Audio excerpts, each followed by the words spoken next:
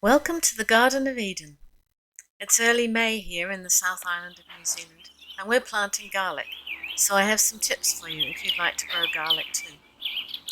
Traditionally, garlic is planted at the midwinter solstice and harvested at the midsummer solstice, but this is an early variety of garlic which is less prone to garlic rust that can develop later in the season, so we're planting it early.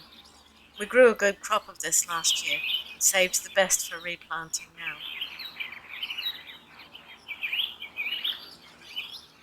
The first job is the biggest, preparing the garlic bed.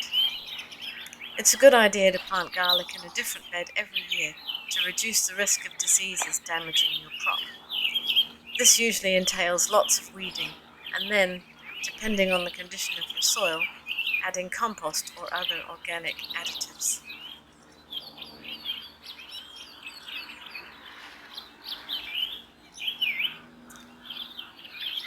We're using horse manure and biochar today, both produced here on the farm. The manure provides nitrogen, food and microorganisms to enrich the soil and feed the garlic, and the biochar provides carbon which holds those nutrients, microorganisms and moisture in the soil, making them available to the plants. Biochar is also a great way to sequester carbon in the soil, where it is safe, harmless and useful for millennia, rather than in the atmosphere where it dangerously increases our climate chaos. 3 wheelbarrows full of manure and 2 of biochar are enough for this bed, because it's already very fertile after years of mulching. But if you're starting a new garden, add as much as you can, ideally a few months before planting. Compost is great too. Mix them into the soil well with a good rake.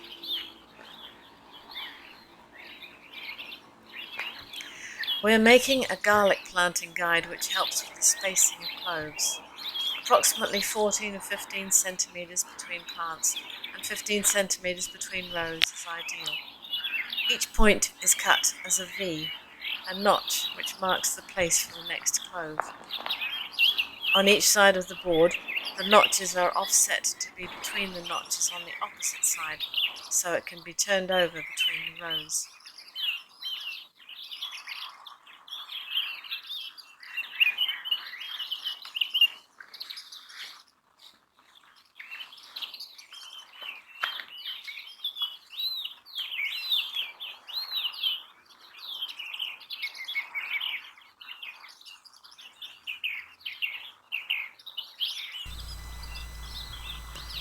Grace also cuts the new dibber to 8 centimetres. Break your garlic bulbs up into lots of individual cloves. Each one will grow another whole bulb. When you're saving seed from garlic or anything else, always choose the best so as to continually improve the genetics of your stock.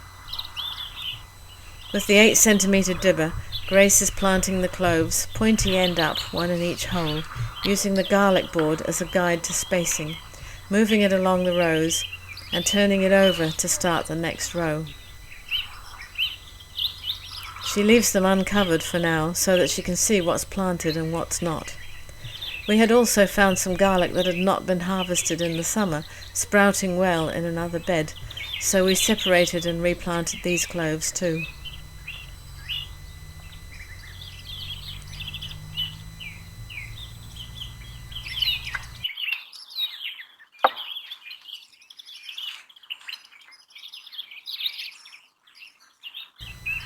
Luckily, Bob is very helpful.